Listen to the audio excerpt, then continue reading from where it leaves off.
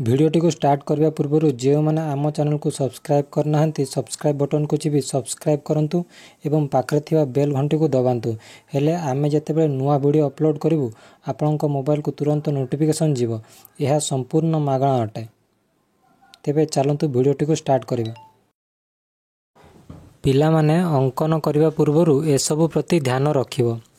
एक रे अंकन करने बेले पेंसिल व्यवहार करिवो। दुई रे अंकन करने समय खाता को परिष्कार रखा को चेष्टा करिवो कारण खाता जेते परिष्कार रहिबो देखिबा को भी सेते सुंदर लागिवो। तीन रे अंकन करने समय जदि किछि भूल हुए तेबे सही जगह को छाड़ी अन्य जगह अंकन कर। चार रे अंकन करने समय थरे अंकन कला पर सही अंकन उपर द्वितीय थर गाराओ नहीं कारण सही अंकन उपर गारेले अंकन सुंदर देखाजिवो नहीं। पाँच रे अंकन करने पूर्व प्रथमे सही प्रश्नर रफ चित्र करिवो तापर सही अनुजाई अंकन कले अंकन भूल हेबो नहीं किंतु रफ चित्र बाध्यतामूलक नुहे।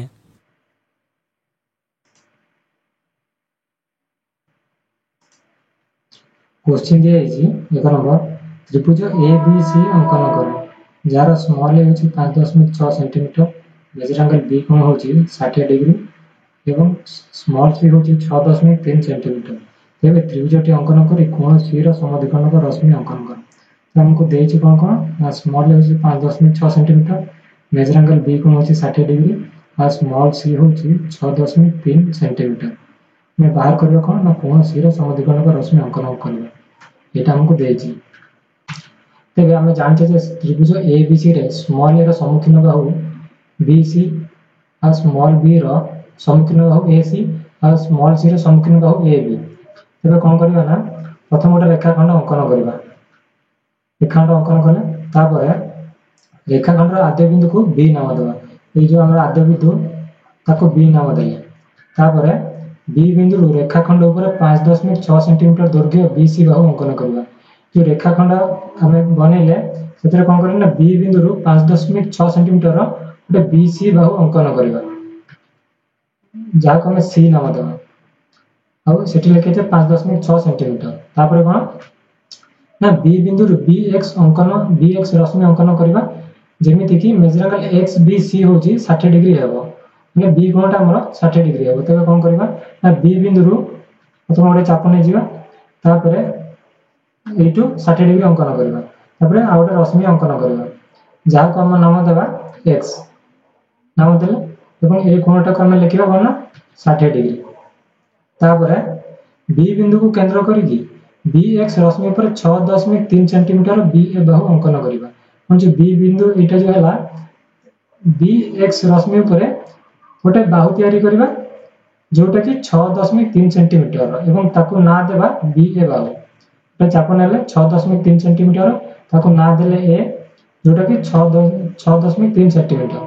तापर कोन ना ए सी अंकन कले त्रिभुज ए बी सी पाइबा माने ए और सी अंकन कले हमको त्रिभुज ए बी सी पाइबा। हम स्केल रे ए सी अंकन करबा तापर कोन ना major angle A C B रो समद्विखंडक रश्मि सी वाई अंकन करबा ना हमर जो ए सी और बी मुझे कोण हला त हमको सी कोण रे समद्विखंडक रश्मि अंकन करबा। तबे सी बिंदु हम गोटे चाप नै जिवा चाप नै गेले तापर ए बिंदु रखि गोटे चाप काटिबा आ ए बिंदु रे गोटे रखि आ गोटे चाप काटिबा गोटे चाप काटले तापर आ गोटे चाप काटले तापर ए जो दुईटी चाप रे छेद बिंदु रे कोन करबा ना सी बिंदु रो छेद बिंदु गोटे रश्मि अंकन करबा जहार ना देबा y एटा हला हमर कोन ना सी वाई रश्मि अंकन कले तेबे ए सी बी रो समद्विखंडक रश्मि हमें पाइले जाचे हमर 1 नंबर क्वेश्चन आंसर।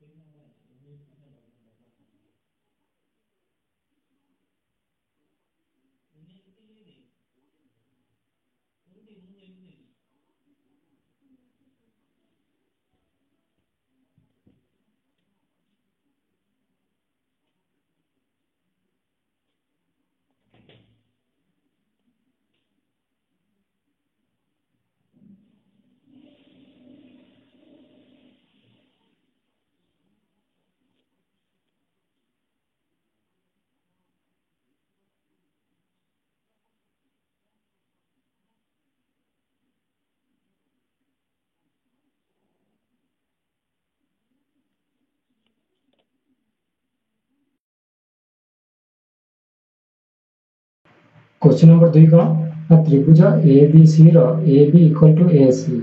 होची 5.7 सेंटीमीटर मेजर एंगल ए कोण 120 डिग्री तो त्रिभुजटी अंकन करी कोण बी और कोण सी रो परिमाण मापी लेख और सेमानक मध्य ଥିବା संपर्क लेख तो हमको देजी कोण कोण ना ए बी इक्वल टू ए सी जोटा कि 5.7 सेंटीमीटर मेजर एंगल ए कोण होची 120 डिग्री आ कोण करबा ना कोण बी और कोण सी रो परिमाण को हम मापी लेखिबा और सेमानक मध्य ଥିବା संपर्क को हम लिखा तेरे प्रथम कौन करना गोटे रेखाखंड अंकन करना रेखाखंड अंकन कले तापर रेखाखंड आद्य बिंदु को ए नाम देवा रेखाखंड आरंभ बिंदु को आम ए नाम देले तापर ए बिंदु रेखाखंड ऊपर 5.7 सेंटीमीटर दैर्घ्यर ए बी बाहु अंकन करबा ए बिंदु ये रेखाखंड ऊपर कौन करबा ना 5.7 सेंटीमीटर गोटे चाप नै जिबा तापर ताकू ना देवा बी जोटा कि हमर 5.7 सेंटीमीटर तापर कौन करबा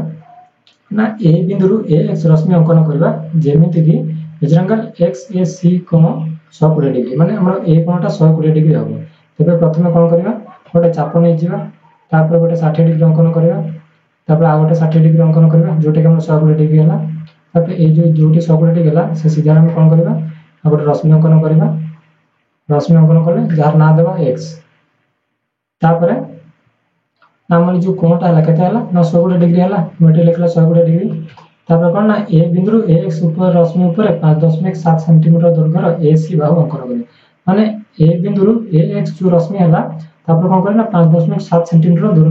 दैर्घ्यर गोटे ए सी बाहु अंकन करे तबे प्रथमे ए बिंदु 5.7 सेंटीमीटर गोटे चाप नै जिवा चाप नेले तापर कोन करे ताको सी नाम देबा सी नाम देले तापर सी जो दैर्घ्य केते ना 5.7 सेटा हम लिखले 5.7 सेंटीमीटर तापर कोन करबा ना बी सी अंकन कले हमको त्रिभुज ए बी सी मिलबो तबे बी और सी जो हमर एटी बी और सी बिंदु रहला से दुईटा बिंदु को हम जोग करबा स्केल साइड रे हमको कोन मिलला ना त्रिभुज ए बी सी हमको मिलला तापर कोन करबा ना कोण बी और कोण सी रो हम परिमाण को प्रोट्रैक्टर साहाय्य रे मापिबा तबे हमको प्रोट्रैक्टर साहाय्य रे कोण बी और कोण सी रो परिमाण को मापिले हमको तार मूल्य मिल जिवो एवं जो मूल्यटा मिलबो सेटा कोन कोण बी समान कोण सी हबो एटा होची हमर आंसर तेबे हमें अंकन देखिबा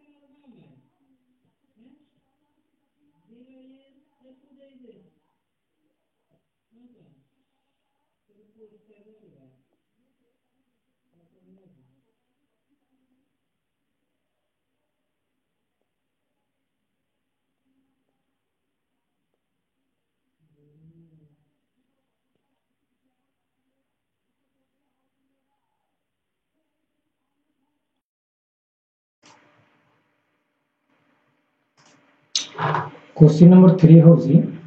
त्रिभुज पी क्यू आर अंकन कर जार पी क्यू होची 7 सेंटीमीटर पी आर होची 5.6 सेंटीमीटर और मेजर एंगल पी कोण केते ना 50 डिग्री तेबे त्रिभुजटी अंकन करी आर बिंदु पी क्यू बाबते लंब अंकन कर तेबे कोन देला ना पी क्यू 7 सेंटीमीटर देला पी आर होची 5.6 सेंटीमीटर और मेजर एंगल पी कोण होची केते ना 50 डिग्री कोन करबा ना आर बिंदु पी क्यू प्रति लंब अंकन करबा तेबे प्रथमे गोटे रेखाखंड अंकन करबा गोटे रेखाखंड अंकन कला तापर रेखाखंडर आद्य बिंदु को पी नाम देबा माने आरंभ बिंदु को हमें पी नाम देले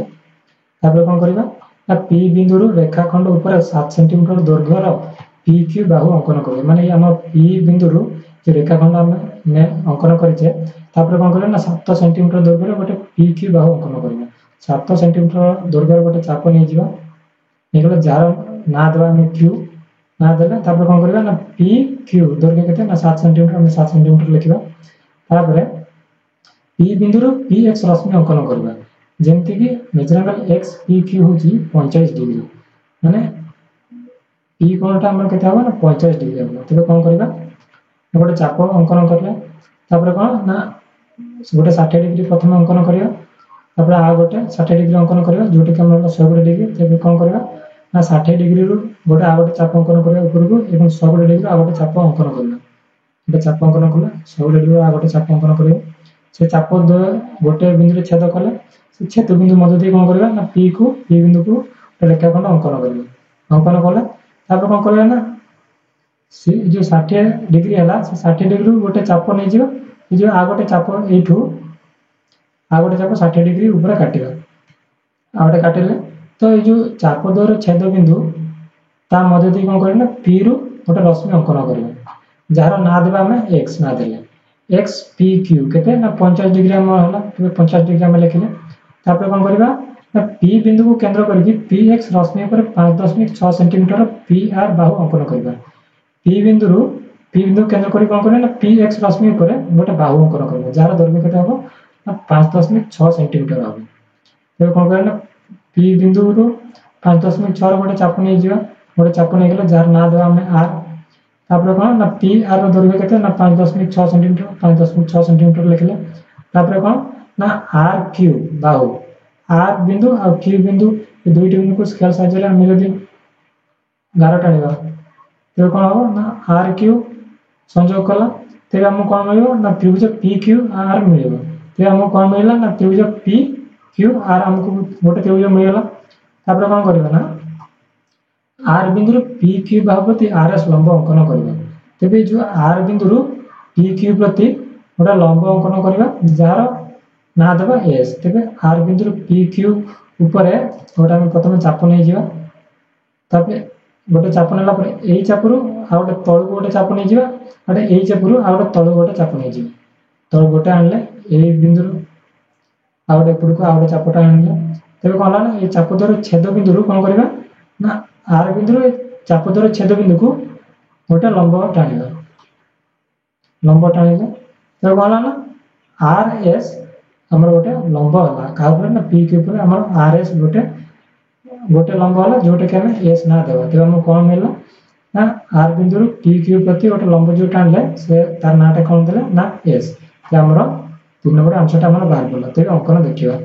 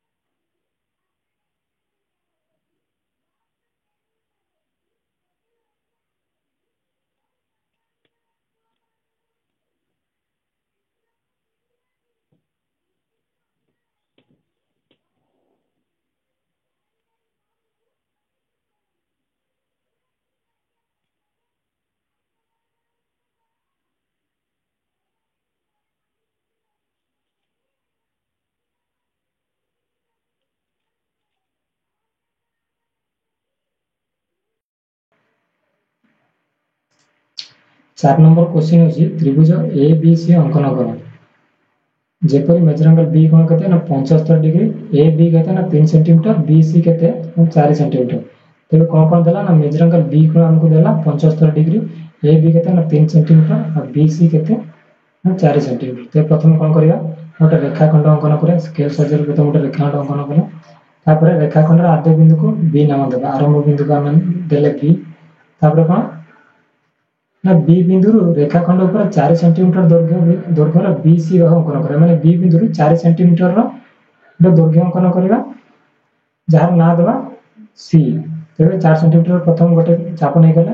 जार ना देले सी, बी सी केते नाम एटी देछि 4 सेंटीमीटर, इटा हम लिखिबा केते 4 सेंटीमीटर। तापर कोन ना बी बिंदु बी एक्स रश्मि अंकन करवा, जेमति कि measurement X B C 75 degree हेबो, माने हमर बी कोनटा 75 डिग्री हेबो। तबे हम कोन करिया प्रथम बी बिंदु गोटे चाप नहीं गला, तो प्रथम 60 डिग्री अंकन कले, तापर आ गोटे 60 डिग्री अंकन कले, इटा 60 हला, इटा 70 हला। तबे प्रथम 60 डिग्री ऊपर गोटे चाप अंकन करबा और 100 डिग्री आ गोटे चाप ऊपर को अंकन करबा, 60 डिग्री अंकन कले, तापर कोन 100 डिग्री आ गोटे चाप अंकन कले, तापर चाप द्वारा छेद बिंदु रो कोन करबा ना बी बिंदु को गोटे रेखाखंड अंकन करबा, रेखाखंड अंकन कले, तापर इटा केते हला ना हमर 90 डिग्री हला। तापर कोन करबा जो 90 डिग्री रो गोटे चाप नहीं जीवा एवं 60 डिग्री आ गोटे चाप नहीं जीवा, 60 डिग्री गोटे चाप नहीं गले, 90 डिग्री गोटे चाप नहीं गले। तापर कोन हला ए चाप द्वारा जो छेद बिंदु हला बी बिंदु चाप द्वारा छेद बिंदु को कोन करिया ना गोटे रश्मि नहीं जीवा अंकन करिया, से रश्मि को कोन देई दो ना ना एक्स, बी एक्स बसे गोटे रश्मि हे गला एक्स बी सी, जोटे कि हमरा 75 डिग्री 75 डिग्री हला। तापर कोन करिया ना बी बिंदु को केंद्र करके बी एक्स रश्मि पर 3 सेंटीमीटर बी ए बाहु अंकन करबा, माने बी बिंदु बी एक्स रश्मि पर कोन करबा ना 3 सेंटीमीटर गोटे बाहु अंकन करबा, से नाम देबा ए। तो प्रथम कोन करबा ना बी बिंदु गोटे चाप नहीं जीवा 3 सेंटीमीटर, जार ना देबा ए, बी ए केते 3 सेंटीमीटर, हम एटी देले 3 सेंटीमीटर। तापर कोन करबा ना ए सी बाहु अंकन कले त्रिभुज ए बी सी पाइबा, माने ए बिंदु और सी बिंदु को स्केल साहाय्य संयोग कले कहला ना ए बी सी हमें पाइले, ए बी सी हमें पाइले। एटा होछि हमर 4 नंबर क्वेश्चन।